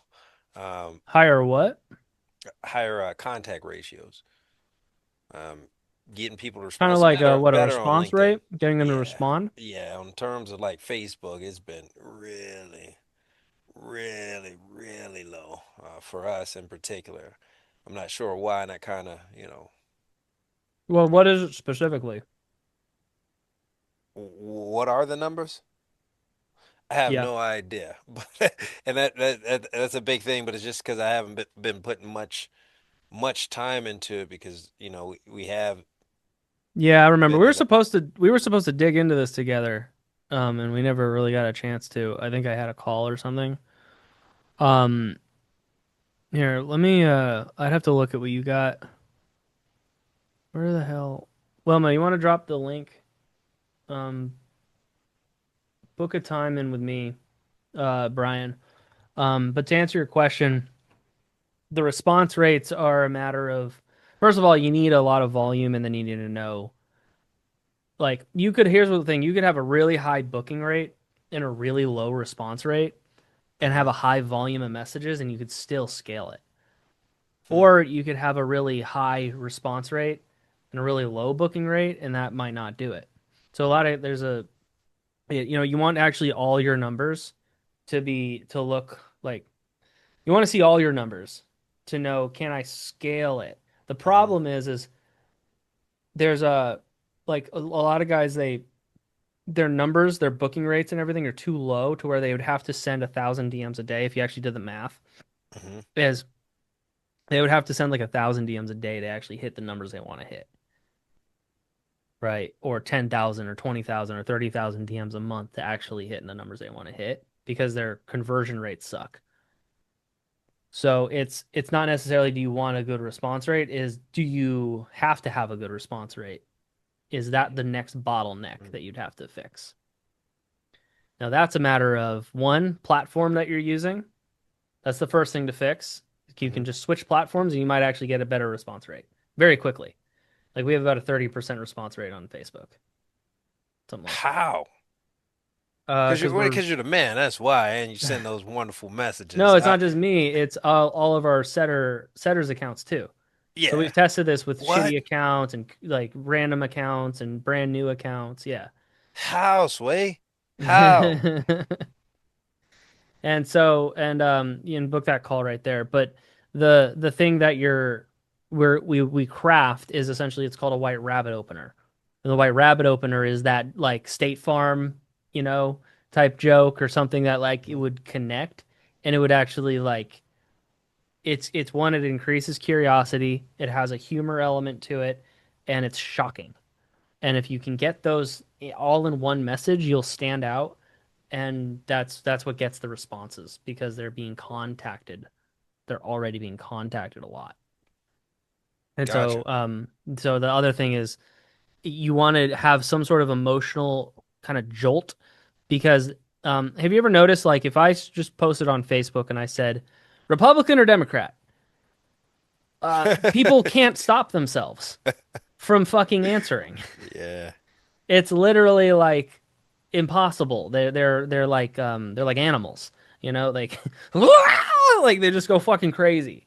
And so if you write the right things, it creates an emotional charged up reaction to that'll get them to answer. Gotcha. So it's mainly those posts that are really driving a lot of.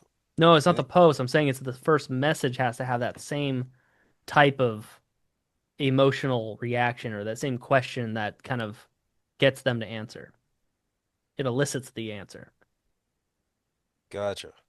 So I'm booking you on Christmas Day. That's fine. No, you it's supposed to be on there? You Yeah, working that's on cool. Christmas? Oh, that's crazy. I'm not booking you on Christmas, dog. Cool. Will be my I wanted grandma. you to be my present. Oh, that's I don't know how I feel about that, man. When I'm Right. meeting with Brian on Christmas, that's my present. Sweet, sweet, Yeah, sweet. find what you can find. That's fine. Yes, sir. Or book it if that's the only time. No, Then no, it's message not the me. only time. I just saw I was on there and I thought it Okay. was a mistake. Derek, you had a question? Cool. Yeah, I'll see you next week, Derek. can you hear me now? Yeah, Good. about time. Um, Sounding yeah, like Brian, like a pilot. I don't know what happened with my fucking thing, but um, okay, so earlier you mentioned this, and I wanted to circle back to it. You mentioned that like, well, I guess okay. So my question was, what is your opinion on the 7 hour rule? Because earlier in the call you mentioned that like sometimes we hear things from marketers and they say these different things, and it's not always true. I think the example you gave was when people are talking about the trust recession, right? It's like, oh, there's a trust recession and all that stuff.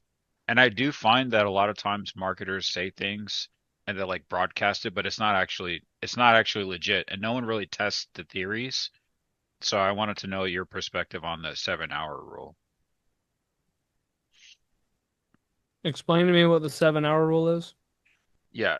So, I forgot who came out with the study or whatever, but supposedly the 7 hour rule is like prospects have to spend on average 7 hours of time with you in order to feel comfortable buying from you. And then like they have to have like it's like 7 hours on four different channels or something like that. I know it's not a hard and fast rule because I've sold clients way before they've ever spent 7 hours with me, even just like a few Yeah, I'll minutes at say the we beginning. have a ridiculous amount of data on that. Wilma, I mean, how many cold deals do we close that where people don't even know who we are? All of them. All of them. We cold DM, one call close everybody. One call close. So basically, if you don't have skill, you got to basically make up for it with your brand presence. So like, I'd rather have sales skills because as you can see, we just fucking booked 3 calls without needing a brand. Like Hmm. we're gonna like if I hopped on all those calls, I'd close every single one of them and I'd make 15 grand because I know exactly what to say at the exact right time. I know what to do. I know what their eye contact means. I know, and I don't need necessarily a big bunch of testimonials and VSLs and a bunch of cool stuff that they had to watch. I'd rather, much, much, much rather have sales skills and direct sales experience than uh, needing to utilize things like the 7 hour rule. There are plenty of girls out there that break their 5 date, then sleep with the guy rule, because they like the guy that they're on the date with. And so they do the one night stand. And I don't know what I wasn't thinking and da da da da da. Well, that's because that guy's better than all the other guys.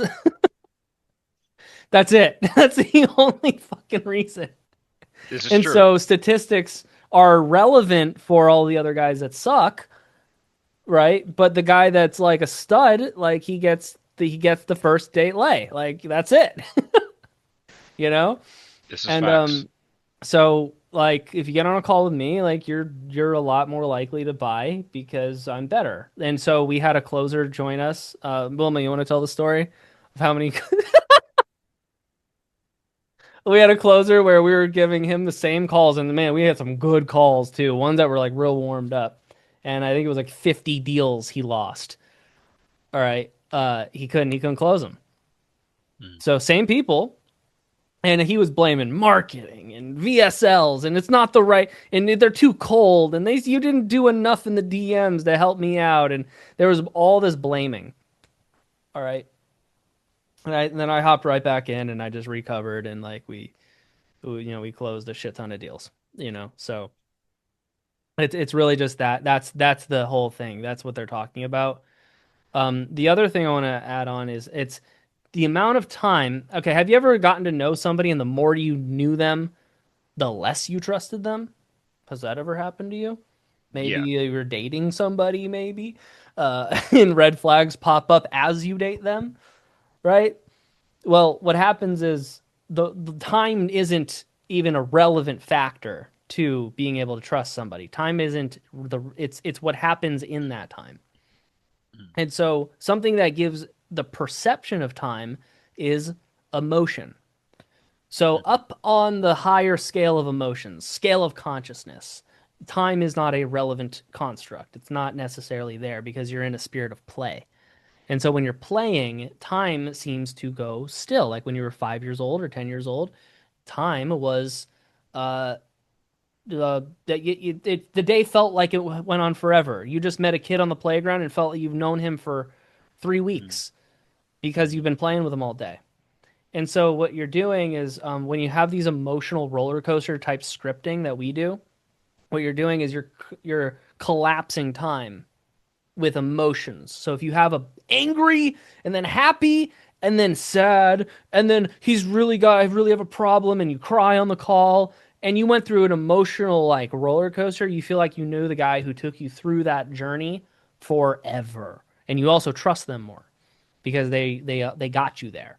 And so that is how you build trust in the marketplace. It's not with making filming 50 videos. So you could mm, film 50 boring videos that bore the shit out of people and they don't want it they're nauseated by you. Or you're really awesome and you just collapse time and you just say and then they say, "Well, I need to get to know you first before I give you any money." And then you whip out a joke and then they laugh. They say, "Oh, my credit card is 523," and then they close because that that's how they will close is that, right? So, um get them on an emotional roller coaster, have like these witty, humorous lines, and you'll see literally time collapses. I mean, we just did it with your account, bro. Like, you thought you needed more time, but you didn't need more time. Actually, you can do things instantly. You can make all the money you want to make now if you wanted to. mm. You can Yeah, I you can think for close more me, clients now if you want. I think for me that was the biggest eye opener when I saw you booking calls because I'm like, I book calls, Yeah, but typically it takes, like it might take me a week or even a couple weeks to get somebody on a call that I've been talking to. But some yeah. people, it's like, months of like nurturing, like sending them stuff and But who's causing that? me. Yeah, I see that I see right. that now. It's literally only you, right? And Yeah. so you're the only cause of your problems, right? So who's causing that? Who's causing? You could literally just ask yourself that on repeat. So Yeah. if you're not closing deals, like you're the one that felt like you needed to send him a whole bunch of content, Mm, not them. They probably would have bought. yeah. I was like, I following the process that I was taught by, my business coach and things like that. And I guess today was like really eye-opening for me because it's like that's not the only way to do things. There are many Mm, ways to do things. And there are even though I felt like that process was a lot more optimal than the one I was using before, like this is even more optimal than that one. And I'm mm, like, so it's just really like opening my mind to what's possible. And nice. That's good. yeah, yeah. Yeah, I'm yeah. I'm actually more excited now about business than I was before I hopped on the call because Hell yeah, dude. That's it's like exactly what we're huge for looking for, me. man. Get some So excitement, and then you'll sell more because you're happy about it. yeah, yeah, absolutely, yeah, absolutely. So Yeah, I'm hell excited yeah. for our call too. Cool, yeah. And another note is like if you're gonna get help on anything, find a specialist in that one area, right? So like there's a lot of business coaches that are decent at DMing, but they're a generalized business coach, and so they're not necessarily like I've personally sent tens of thousands of DMs, and I've worked leads like all day long for hours and days on years. So I have like I basically specialized in just this area. Um, so I'm basically God. I'm basically the best. No, I'm just kidding. Uh, so you got to find people that are essentially dialed in on that one thing. All right, who else has a question? I think we have a few people here that just aren't online. Hey God, your video froze. Is it still frozen? Say what? Uh, No, you're back. sorry, You're back. I'm back. Okay, Yeah, sorry, yeah. my child. I So I have a question. You're talking about taking people through this range of emotions and how that builds yeah. trust and collapses time. Do you teach specifically how to get people through that range of emotions in a short period of time? Yep. So in my mastermind, we'd have something called the tone scale, which, if you're familiar with the scale of consciousness, it's a more structured and SOP'd way to identify people emotionally. Um, and it works as like a dial, like an energy dial, right? And so you've got like kind of your conservative tone. There's a mild interest, content, disinterested, boredom. You have this kind of hostility, anger, pain zone. Then it goes down into hate, which is more of a resentment flow, where you're like, I hate that person, right? And then it gets into the more unexpressed, passive aggressive, covert hostility, where you feel their evil intentions towards you, but you don't necessarily, they're smiling at you, and they're not they just make you feel weird. Then you have your fear zones. So this is like resentment with fear. So they're holding themselves back because they're afraid. Propitiation, which is like giving people gifts to, ward them off, warding off danger with gifts and shit like that. Grief, then it goes into self abasement, victim. Then you got your darker, lower apathies and useless. And then you have your psychosis zone, which is down here, which is your negatives, which is like negative on any sort of ethical conduct or anything like that. It means it goes backwards, like harming to people. So this is the most rare. You don't need this is specialized coaching for you to be able to even like identify any of this shit down here. I even have a hard time telling because it just gets wild.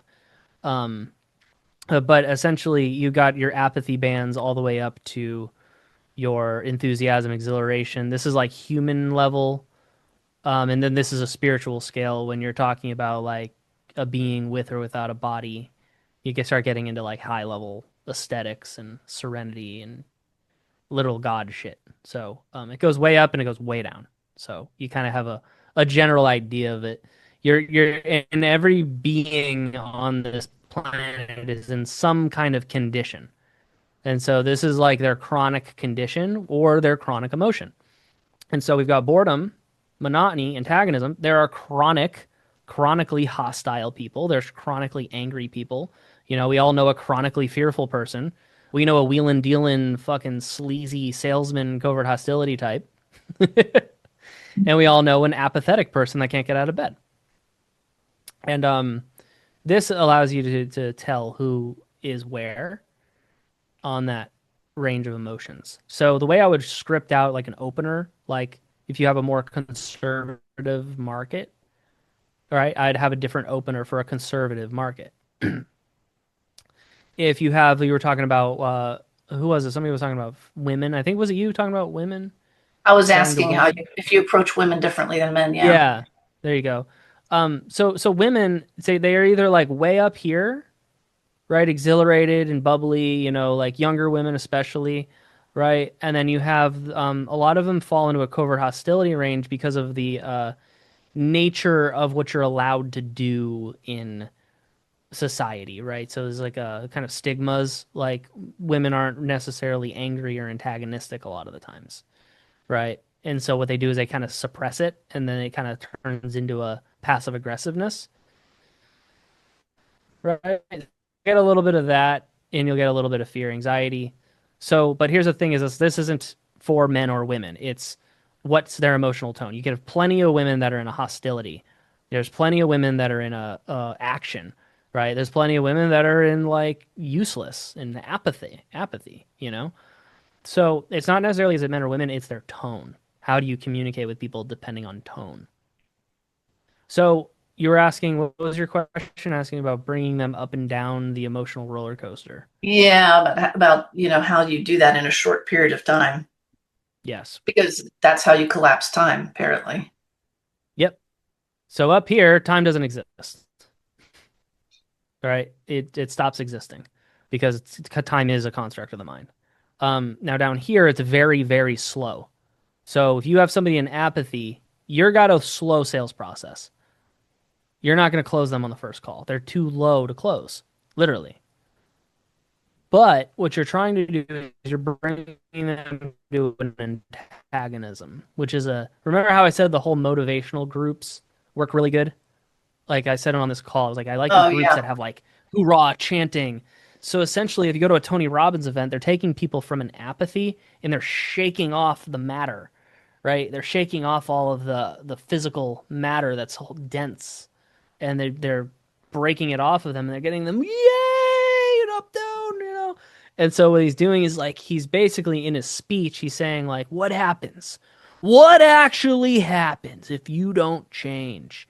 And he gets them into a fear. Well, I'm gonna die. Oh! Right, and they dramatize. It's this big dramatic thing, and then they go, "So whose fault is it?" Pointing fingers, and then they go, and then you got to take responsibility, and like then they get angry and like, what are you gonna do? You're gonna put your foot down, and he puts his foot down, and he goes into an antagonism, and then they get bored. They're like, all right, what's next? And then he slowly starts to get them interested in something. So we have this really cool thing, and it'll solve all your problems. It'll make you all the money in the world, and he starts to kind of lead up the mystery, right? And then they start getting interested, mild interest, strong interest, and then what they do is he gives them hope, and he says, "And this will solve your problems. There is hope for you. I want you to tell me loud and proud. Are you ready? I'm ready." Right? And then they go way up the tone scale into enthusiasm, and he says, "All right, well, it's just $10,000." And they say, I'm got to get my checkbook. I got to do it. I got to do it. And then they go get the checkbook, or they don't have the money and they drop in apathy again. Right. And so that's kind of like every single sales scenario is moving people up and down this scale. On a sales call, you're finding out the consequence, you're having them take responsibility. And what I did with Derek, I said, whose fault is it? Derek goes, hey, shit, it's mine, man. I go, yeah, dude. Because what you're doing is when you're selling, you're getting somebody to take responsibility. Now, this is more relevant for a sales call, but in more of a DM scenario, what we're doing is we're actually up here in games, and we're treating it like a game, and we're not necessarily attached, and we're being funny, and we're saying funny shit, and then if they get angry, we make a joke about it, like, "Oh, I'm an angry little guy," right? And then they go, "Oh," and then they laugh about it, right? I have plenty of I gotta post them, but I have some people that are getting mad at me, and then I make a joke at them, and then they go, "Oh."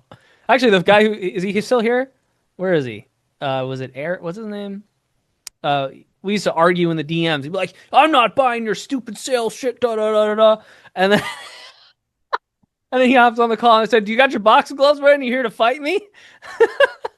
And he laughed about it, right? Because he knows he's essentially being dramatic in one of these tones, and so that's how you really can. It builds rapport instantly. So the seriousness is what people don't like. That's the whole LinkedIn like good to connect, great to connect with you. Oh, blah blah blah. The fake, it's just stale. And so what we do, we add some life to it. We bring it way up here, and that's how like you. It kind of looks like magic. Like watch, whoosh, there's booked calls. Watch. So the spirit of play is what makes an organization thrive. That's why like you got these big MLMs and these big happy like Tony Robbins events, this way up tone. This is the spirit that actually injects life into shit. Is way up here. Down here is where life is you're actually losing life, and it's actually the body can die if you go too low emotionally. So I know it's long winded, but I'll give you more of a structure of understanding what we're doing, opposed to like a theory. So now this tone scale is like the most important tool in our business. I use it.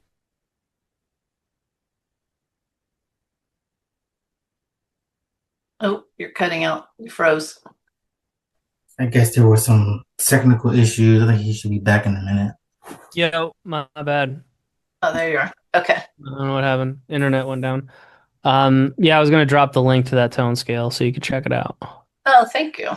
Yeah, that's Yep. fascinating. That's really cool. Yeah, there's definitely some more on this to learn, but it's a great tool for identifying people where they are, what they want to. Oh wait, that's somebody's note taker. My bad. What people actually want and what they want to hear, and then what they vibe with, because a lot of times there's a social tone as well, and the social tone will show you, hello, it's like this mask that they wear, but really deep down, they've got like pain or grief or whatever. They're chronically grief or chronic anger. They, chronic something. And what they'll do is if you read this as like an SOP or something to follow, you'll identify what their actual tone is based on the words they say. Hmm. So, like, the industry's dead. It's all over. Game over. The trust is at an all-time low. And people are dying. Like, it's just like, what the fuck, dude? Like, it's a very heavy, and we'll notice the words dead, lost. It's like grief. It's a lower, lost, death. You know, it's not a high tone. Like, there's plenty of opportunity in the market. This is an amazing market. You can make as much as you want whenever you want, which is like a game, and it's really fun. And business is something to look forward to, right? Derek got a little bit of my tone, which I threw to him, and then he's like, "I'm excited about business again." He's an enthusiasm. He went back up into excitement instead of this, like, it's all lost. Oh, my business guru said there's no trust. It's going to take me 7 hours per person. I'll never be able to get to anybody in time. So, there's a little snippet. All right. Any other Oh, questions, that's guys? great. Thank you. Yeah, you're welcome.